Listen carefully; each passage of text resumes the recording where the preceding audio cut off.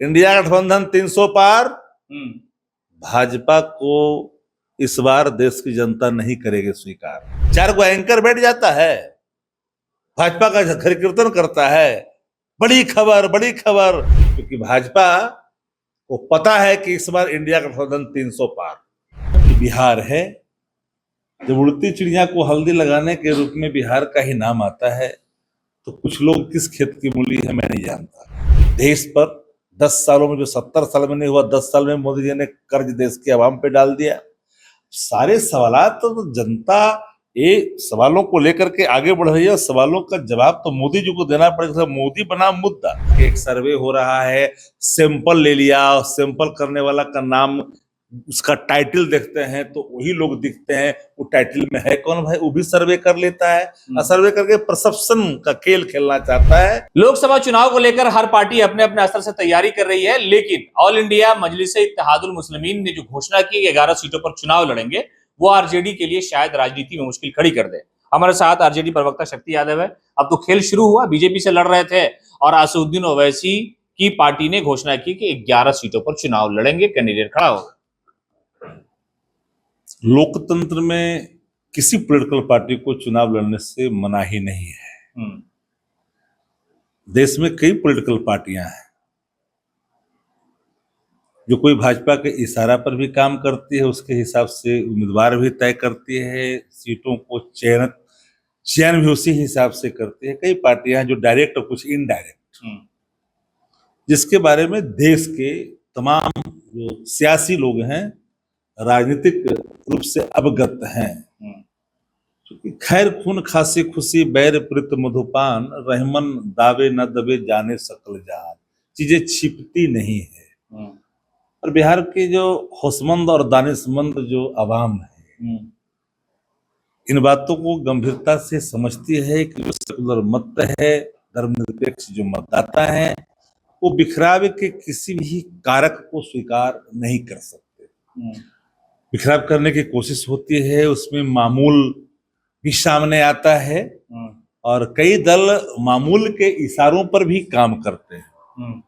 मैं तो इन बातों को लेकर के गंभीर भी रहता, और मैं जानता हूं कि बिहार है, जब उड़ती चिड़िया को हल्दी लगाने के रूप में बिहार का ही नाम आता है, तो कुछ लोग किस खेत की मूली है मैं नहीं जानता। नहीं, लेकिन सवाल यह है शक्ति जी कि जिस माई समीकरण की बात तेजस्वी यादव कहते हैं कि माई के साथ बाप की पार्टी है, मुसलमान का एक मुश्त वोट आपको जाता है, 90% के आसपास 91% वोट आरजेडी को मिलता रहा है, तो ओवैसी की पार्टी चुनावी मैदान में आएगी तो वोट तो खिसकेगा, ये तो तय है।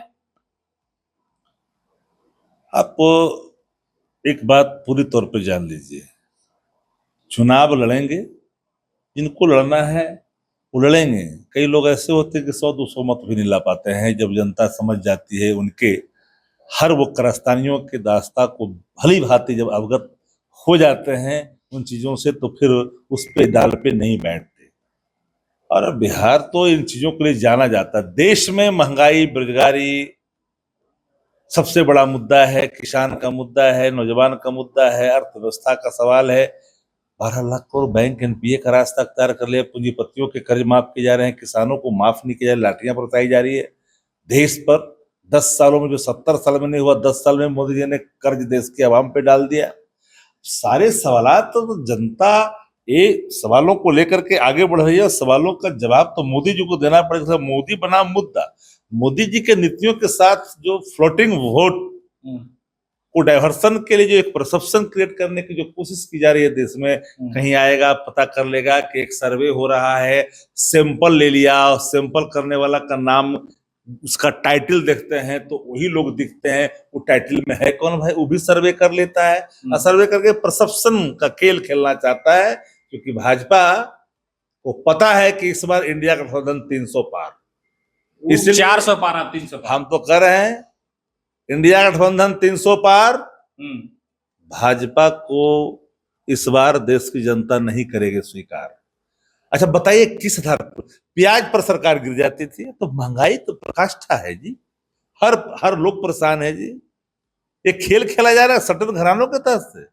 4 गो एंकर बैठ जाता है, भाजपा का घर कीर्तन करता है, बड़ी खबर बड़ी खबर। अब हरियाणा में भी दिखा रहा है, अरे भाई कहाँ जा रहे हो, जहां मुख्यमंत्री तुम बदलना पड़ गया, तुम क्या चाहते हो कि हम एक ऐसा परसेप्शन क्रिएट कर करके सीटों को, मैं भी मानता हूं कि 25 से 30% जो वोटर है वो वेव में बहाव होता है, फ्लोटिंग वोटर जिसको कहते हैं आप।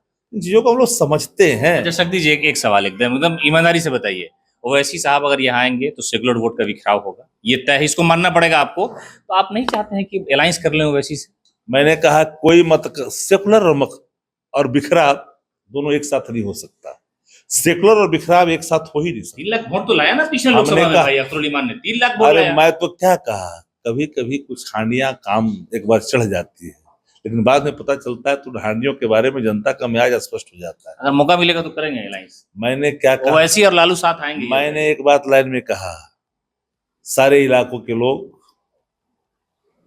मुस्लिम परिवार ही नहीं, सब लोग एक मंच पर आएंगे और वैसे कोई भी संगठन, कोई भी दल जिनके पक्ष या प्रत्यक्ष या प्रत्यक्ष के रूप में भाजपा का सानिध्य प्राप्त हो, उसके लिए काम करने का उसी रूप में काम करते हो, कहां माफ करेगी?